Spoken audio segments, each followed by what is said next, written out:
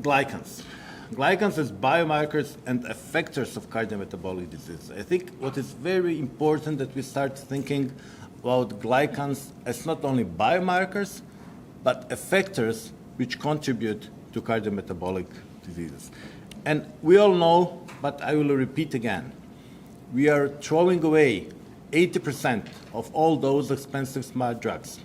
We are giving them to wrong people. But also, all these efforts which we are personally investing in trying to eat healthy, live healthy, exercise, are also wasted because they are being designed, they're being developed for so-called standard human. There is no one solution for each of us. We have to find a solution for each of us. And one of the reasons why all the scientists in the world have failed to develop good biomarkers for the majority of complex diseases is because they ignore glycans. There was so much research in the field of genetics. We have sequenced millions of people, tens of millions of people. And there's very little translation, something in oncology and a little bit in pharmacogenomics. Because all the complex diseases are mostly not genetic. There is, of course, a genetic component, but the largest component is our lifestyle. The way we live, what we eat, is determining whether we are going to develop disease or not. And glycans here play a very important role because glycans are dynamic, contrary to the polypeptide part, which is defined at the moment of conception. Glycans change through our lifetime. They change depending on what we do. They even change depending on what we think. And by changing glycans, we change our proteins, we change our function of our proteins. I believe all of you know it, but unfortunately, whenever you go outside in the community, people mix up glycation and glycosylation. So the example I usually use is a glycation, it's a shotgun. You take a shotgun and fire randomly at a protein. It's a random damage. Nothing to do with the sophisticated modification, which is glycosylation. Something which is maybe not even sufficiently appreciated in the glycoscience community is that glycans are an integral part of the structure. Glycans do not need to have a dedicated lectin receptor to have a specific function. They're just part of a molecular structure of a protein. And we can change the protein structure by random mutations and then selection. Extremely slow process in evolution. But we can change a glycan structure just by performing a tiny perturbation in a complex network of genes which regulate protein glycosylation. So glycosylation is extremely powerful evolutionary tool which enables us to generate molecular diversity actually without mutations, just by reshuffling the genes. And alternative glycosylation is functionally analogous to coding mutations. Everybody knows that the coding mutation can kill a person. You have a mutation in a gene, you have a wrong protein, you can die. But alternative glycosylation functionally has the same consequences. It changes structure of a protein. And I really believe that the invention of glycosylation was the third revolution in evolution. So we had the nucleic acids, then we had amino acids and proteins, and glycans as a third revolution.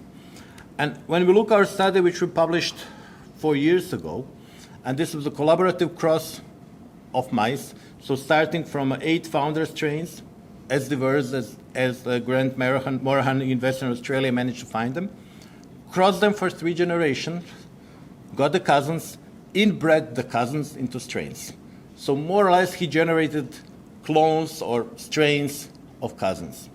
And then when we looked at IgG glycosylation, some of these strains were nearly completely separated from the rest of population. If you talk about galactosylation, some strains would have 5% galactose, the other one would have 60% of galactose. Some of the strains had a bisecting. Also, the majority of mouse strains, which are used in the lab today, do not have a bisecting glycan. So glycosylation is a very versatile modification which makes us different. Analytically, it is challenging, and this is why insufficient number of researchers is working on glycans. And I think one of the tasks we as a glycoscience community have is actually to go to outside world and talk to the people who are not primarily glycoscientists and give them glycan data so they can add it to their studies, like what you did with the molecular human. Adding glycan data is expanding everything we have available. And we are doing it for 15 years now. Our first high-throughput glycomic study was done in 2007, and we tried to collaborate with leading researchers all around the world and generate a huge amount of data, which would be linked with an even larger amount of all other type of omics data, which then enabled us to publish glycan data in really good journals. And I think in the last decade, we really managed to raise the bar reasonably high and to publish in gastroenterology, circulation research, diabetes care, a couple of Nature journals. One of the proteins we focus a lot, and it was also a topic of the last session, were immunoglobulins, because for immunoglobulins, we know that glycans have important functional roles. We still don't understand many of them, but we know that they're relevant for inflammation, and they regulate, they balance inflammation on multiple levels. And we know they change a lot with age. Initially, this was a problem for us because when we started comparing patients and controls, we realized that if we don't match the age nearly perfectly, our patients and controls were always different. So we had to be very careful in getting the healthy controls of the corresponding age, but then we developed this into an advantage by developing the glycan age test. The test which is actually measuring how quickly are your glycans changing from highly sialylated galactosylated glycans, which are the majority of the glycome in the young people, to more shorter glycan structures which are dominating in older people. And actually today, the glycan age test is the leading personal navigator for healthy aging. There are hundreds of clinics all around the world selling the test. It was featured in the majority of journals, of major newspapers, showing that you can actually use glycans to measure how the lifestyle interventions that you're doing actually work for you. Because not all interventions work for everybody. Because, as I mentioned already, this is very intricate, complex network which regulates IgG glycosylation. We'll have another section about IgG glycosylation, regulation of IgG glycosylation. I will not go into details. I will just mention here, we know it's over 40 genes which are involved in this network. Glycosyl transferases are just a minor component. They're just essential elements to glycosylate the protein, but the regulatory network is something completely different. And this regulatory network is highly pleiotropic with multiple different diseases. So genes which regulate IgG glycosylation are also known risk factors for many different diseases. And this is highly protein specific. We did a parallel GWAS of transferrin and IgG, which have very similar glycan structures. So the structure of the glycan is the same, the biosynthetic pathway is the same, but the regulatory network is nearly completely different. So the genes which make a glycan, yes, they are the same, but genes which regulate this network, they're very different. And in addition to genes and polymorphisms in the genes, there's, of course, epigenetic regulation, and there is environmental factors which directly influence these complex genetic networks. And putting this all together, people are different. And they're even different when we look in different countries. So we looked at 27 different regions all around the world, got the samples, analyzed the IgG glycome, and clearly, different countries, people look different. There is a very wide distribution, of course, but on average, they're different. And interestingly, when we looked what explains the difference the best, it's actually expected lifespan and the Human Development Index. So if somebody lives in a poor country where the expected lifespan is short, then their glycome will move towards the old glycome much faster than people who live in more developed countries where this change will happen over a longer period of time. And approximately 40% of that is heritable. So heritability is the measure how similar we are to our parents. Most of it is genetic, part of it can be in some other way. So approximately 40% of glycan age is heritable. 60% is determined by other factors. And lifestyle and unhealthy lifestyle is something which accelerates the glycan aging. So we know that people who live an unhealthy lifestyle will have a glycan age which is shifted from their chronological age. Healthy lifestyle will shift it in another direction. Interestingly, there are other clocks of aging, and this acceleration in glycan aging does not correlate much with different epigenetic aging clocks. Actually, epigenetic aging clocks are generally not responsive to many different interventions, contrary to the glycan age. Another important factor which affects glycans are diseases. And we studied dozens of different diseases. And what we see on this panel is different glycan structures. So this is G0, G1, G2, bisecting, salic acid, fucose. The last 4 bars are the effect of aging. So old people in a population compared to the young people in the same population. And all other bars are different diseases. And here we have lupus, ulcerative colitis, Crohn's disease, rheumatoid arthritis, Hashimoto, multiple sclerosis, graft versus host disease, COPD, type 2 diabetes, colorectal cancer, sepsis, HIV, many different diseases, and changes go in the same direction.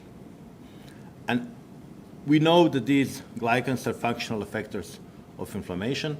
They partly contribute to pro-inflammatory processes, partly they respond, and frankly, we do not exactly know all the mechanisms which are going on. Third element, which is extremely important in IgG glycosylation, are the sex hormones. Both in women and men, estrogen is a very strong effector, and we had one very nicely designed placebo-controlled randomized trial where there was clearly shown that supplementation with estrogen can rescue the blockade of the gonadal hormones, while the placebo, so this is actually the supplementation with estrogen, and this here is a placebo where there is significant increase in glycan aging. And in many cases, changes in IgG glycome occur up to a decade before people get diagnosed with CVD, with diabetes, with different inflammatory diseases. So this is not only a consequence of a disease, it's part of the disease process, which usually happens through a very long period of time. The healthy to disease transition is not just one day you're healthy, next day you wake up with a disease. It's a long molecular process with a lot of compensatory mechanisms, and unfortunately, people usually ask for help when it is too late. So when you are beyond the point of no return, when you have a fully blown inflammatory disease or diabetes or whatever, and then usually you get some kind of a continuous therapy, you stay on therapy, you have a chronic disease, you manage it, and you live. But with the disease, you're not healthy anymore. But if we would be able to identify these type of problems early, so if we develop a molecular biomarkers, which will find people here, while they're still healthy, apparently you don't see anything in other tests which can be done, but some changes have already started to happen. And this is where I think glycan biomarkers can be really helpful, because they change already here. And then if we find them here, then by some kind of intervention, either pharmacological or a lifestyle, maybe we can return them in a homeostatic situation so people actually never develop a fully blown disease. So one of the key questions we have and we are trying to address is, are these changes in glycans, are the changes in the glycan age, clock of biological age, revertible? So can we do something? Can we make a decision, change something, and actually revert this clock and decrease these pro-inflammatory processes. And there are examples that these things can be done. And one very nice study which we published 2 years ago in Circulation, together with Phil Scholl, he was feeding mice with a high-fat diet. Mice became obese, they developed hypertension. But if these mice were supplemented with a manac and acetylmanosamine, the precursor of salicylic acid, of course mice became obese, but they did not develop hypertension. And when we look, and unfortunately here he did this glycan analysis before we joined, what you can see is that by lectin staining, high-fat diet, there is a loss of cellulation. With manac supplementation, there is a improvement in IgG cellulation. This is mouse. In humans, we see correlation, but we do not have a proper clinical trial in humans. We have a small stage 1 trial at NIH where it was shown that manac is safe, that people can take it. When we looked into young, healthy people, manac did not change IgG glycosylation, but maybe you cannot repair something which is not broken. So only if we would look into obese people, people who lost cellulation, maybe the manac would have an effect. If people go a radical intervention like a bariatric surgery and lose a lot of weight, glycans also change a lot. We had one of the patients improving for 37 glycan age years in 6 months after bariatric surgery. Not everybody improved that much, but effect is very clear in nearly everybody who took bariatric surgery. Of course, that's very radical, and only a small number of people will do something like that. But even the general weight loss seems to be associated with a slower glycan aging. And we had 2,000 twins, which have been studied in 3 time points across 15 to 20 years. And those twins who were gaining weight were aging faster in the glycan context than twins who were losing weight. And also, if we look at a more controlled environment, because this was a population study, people taken in a different time points, there was a study called Diogenes in Europe where 1,000 people were put on a low-calorie diet for 2 months. I believe it was something like 800 calories, which is torture, I believe. And after these 2 months, those who lost, I believe it was something like 10% of the body mass, so something like 7, 8, 10 kilos, they were put on 5 different maintenance diets. So this first period of 2 months of a very strict low-calorie diet, there was a very strong effect on the improvement of IgG glycosylation. But nobody can maintain a low-calorie diet for a long time. That's not the point. That's torture. So they put them on 5 different maintenance diets, different combinations of high glycemic index, low glycemic index, high protein, low protein. And it was actually fascinating how each of these combinations were good for some people and not good for others. So obviously, since we started with the agriculture, which was relatively recently, some of us adapted to more carbohydrates, some of us did not. So obviously, among us, there are people who cope better with carbohydrates and people who cope better with meat. There is no standard diet, and this is maybe why in the last few decades, we have seen complete change in the dietary recommendations. From saying carbohydrates are great, you should eat carbohydrates, to now a new trend which says carbohydrates are the villains, don't eat carbohydrates.